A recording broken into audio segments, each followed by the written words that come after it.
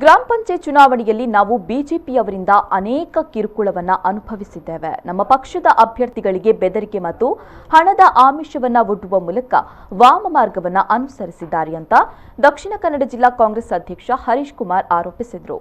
ಅವರು ಮಂಗಳೂರಿನ ಮಲ್ಲಿಕಟ್ಟಿಯಲ್ಲಿ ನಡೆದ ಮಾಧ್ಯಮ ಗೋಷ್ಠಿಯನ್ನು ಉದ್ದೇಶಿಸಿ ಮಾತನಾಡಿ, ನಮ್ಮ ಪಕ್ಷದ ಅಭ್ಯರ್ಥಿಗಳಿಗೆ ಬೆದರಿಕೆ ಮತ್ತು ಹಣದ ಆಮಿಷವನ್ನು ಒಡ್ಡುವ ಮೂಲಕ ನೀಚ ರಾಜಕೀಯವನ್ನು ಮಾಡಿದ್ದಾರೆ. ಇನ್ನು ಕೆಲವು ಕಡೆಗಳಲ್ಲಿ ನಮ್ಮ ಪಕ್ಷಕ್ಕೆ ಮತ ನೀಡಿದರೆ ಮಾತ್ರ ಮನೆ ಮಾಡಿಕೊಡ್ತೇವೆ, 94C ಮತ್ತು 94CC ಮಾಡಿಕೊಡ್ತೇವೆ, ಅಕ್ರಮ ಸಕ್ರಮ ಮಾಡಿಕೊಡ್ತೇವೆ, ನಮ್ಮ ಪಕ್ಷಕ್ಕೆ ಮತ ನೀಡದೇ ಇದ್ರೆ ಇವೆಲ್ಲವನ್ನ ಕೂಡ ರದ್ದು ಮಾಡ್ತೇವೆ ಅಂತ ಬೆದರಿಕೆ ಮತ್ತು ಸುಳ್ಳು ಭರವಸೆಯನ್ನ ನೀಡಿ ಬಿಜೆಪಿಯವರು ಚುನಾವಣೆಯನ್ನ ಗೆದ್ದಿದ್ದಾರೆ ಅಂತ ಹೇಳಿದರು. ಅವರ ದಬ್ಬಾಳಿಕೆ,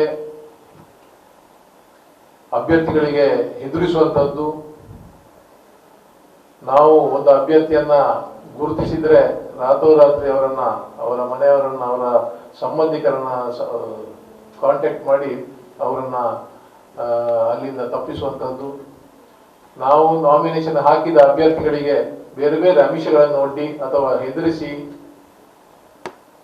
ಅವರನ್ನ ವಾಪಸ್ ತೆಗೆಸುವಂತಹ ಇಂತಹ ಅನೇಕ ದುಷ್ಕೃತ್ಯಗಳಲ್ಲಿ ವಾಮ ಮಾರ್ಗವನ್ನು ಅನುಸರಿಸಿದ್ದಾರೆ ಭಾರತೀಯ ಜನತಾ ಪಕ್ಷದವರು. ನಿಮಗೆ ಮನೆ ಸಿಗಬೇಕಾದ್ರೆ ನಮ್ಮ ಪಕ್ಷದ ಅಲ್ಲಿನ ಬೂತ್ ಅಧ್ಯಕ್ಷ ಹೇಳಿದ್ರೆ ಮಾತ್ರ ನಿಮಗೆ ನಾವು ಮನೆಯನ್ನು ಕೊಡ್ತೇವೆ, ಇಲ್ಲದಿದ್ರೆ ಮನೆಯನ್ನು ಕೊಡಲಿಲ್ಲ.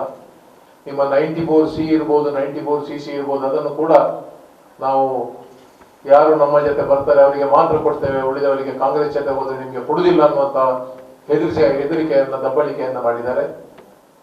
ರೇಷನ್ ಕಾರ್ಡ್ ನಿಮ್ಗೆ ಕೊಡುವುದಿಲ್ಲ ಅನ್ನುವಂತ, ನಿಮ್ಮ ಕ್ಯಾನ್ಸಲ್ ಮಾಡಿದ್ದೇನೆ ಅಂತ ಒಂದು ಬೆದರಿಕೆಯನ್ನ ಒಡ್ಡಿದ್ದಾರೆ. ಅಕ್ರಮ ಸಕ್ರಮ ಯಾರ್ದು ಬಾಕಿ ಇದೆ, ನೀವು ನಮ್ಮ ಜೊತೆ ಬಂದರೆ ಮಾತ್ರ ನಿಮಗೆ ಮಾಡ್ತೇವೆ, ಇಲ್ಲ ಇದ್ರೆ ಇಲ್ಲ ಅನ್ನುವಂತ ಬೆದರಿಕೆಯನ್ನು ಒಡ್ಡಿದ್ದಾರೆ.